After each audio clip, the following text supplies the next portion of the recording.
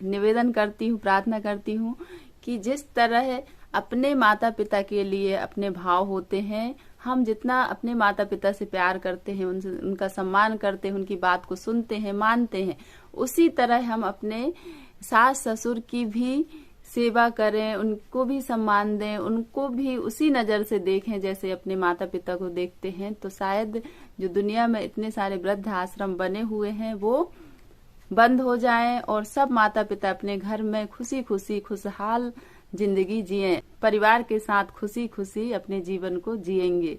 तो यह छोटा सा प्रयास है कि हम महिलाएं ही मतलब सास बहू की अनबन के कारण या देवरानी जेठानी या एक दूसरे का हिस्सा करने के कारण कहीं ना कहीं बड़ों को इस चीज का सामना करना पड़ता है। और एक समय ऐसा आता है कि एक माँ अकेली 10 बच्चों को पाल सकती है और 10 बच्चे मिलकर एक माँ एक पिता को नहीं पाल सकते। कितनी दुखद भरी बात है, कितनी विडम्बना है।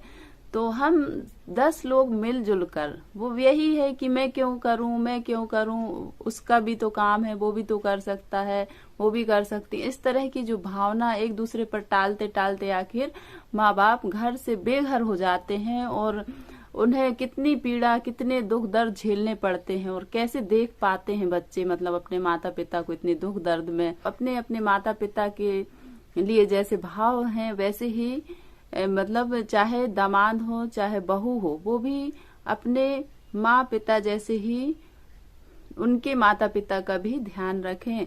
क्योंकि जब 2 परिवार का मिलना होता है तो दोनों परिवार की जिम्मेवारी बेटा बहू दामाद बेटी की होती है। तो इसलिए दोनों को मतलब घर में बड़े हैं, बुजुर्ग हैं, तो उनका ध्यान रखना जिम्मेवारी होती है। और यदि हम जिम्मेवारी नहीं लेते तो हमारे माता पिता घर से बेघर हो जाते हैं और कितने कष्ट सहते हैं और वो फिर हमें आशीर्वाद नहीं देते।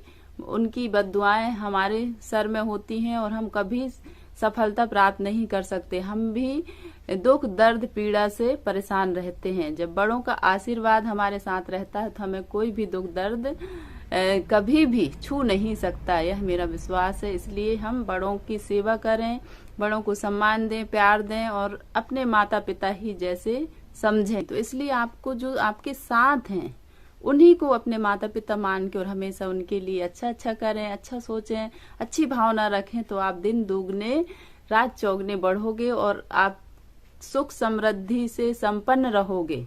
ऐसे भाव हमेशा मन में रखें, दिल में रखें। मैं दिल से चाहती हूँ क्योंकि मैं अधिकतर देखती हूँ कि सास बहू के बीच में झगड़े, देवरानी जेठानी की नहीं पड़ती। कई मतलब ऐसे घर ही से लोग ज्यादा परेशान हैं, दूसरों से कोई परेशान नहीं होता। तो घर में यदि सुधार हो सकता है तो बाहर फिर हमें ऑटोमेटिक सब अच्छा नजर आए। तो सबसे पहले शुरुआत हम अपने परिवार से करें, अपने परिवार में सब मिलजुल कर एकता के साथ रहें तो कितनी अच्छी बात है। यदि हम अच्छा जीवन जीते हैं, खुशहाल है हमारा परिवार, तो यही स्वर्ग है। और लिए हम प्रयास करें कि हम घर में अपने बड़ों को मतलब प्रथम स्थान दें, उनके स्वास्थ्य का भी ध्यान रखें, उनके हर समय समय पर सारी सुख सुविधाओं का भी ध्यान रखें, तो हम हमेशा ऊंचाइयों को छुएंगे। अपने जीवन में मैं बड़ों का बहुत मान सम्मान करती हूँ और मेरी दिल से यही भावना है, यही दुआ है, यही आरजू है कि किसी के माता पिता दुखी ना हो, सबको खुश हम रख सकते हैं और माता पिता भी खुश रहें। जैसा भी है घर परिवार माहौल उसी में अपना एडजस्ट मतलब करें और अपने परिवार के साथ खुश रहें। Thank you so much. ज्यादा से ज्यादा लोगों तक यह वीडियो शेयर कीजिए ताकि आपके माध्यम से किसी के जीवन में बदलाव आ सके और हम सब मिलजुल कर हम सब एक दूसरे का साथ सपोर्ट दें और एक सशक्त वातावरण तैयार करें ताकि सभी का भविष्य उज्जवल हो। हंसते रहिए, मुस्कुराते रहिए, कभी अपने लिए तो कभी अपनों के लिए। Thank you so much. Take care. Bye bye.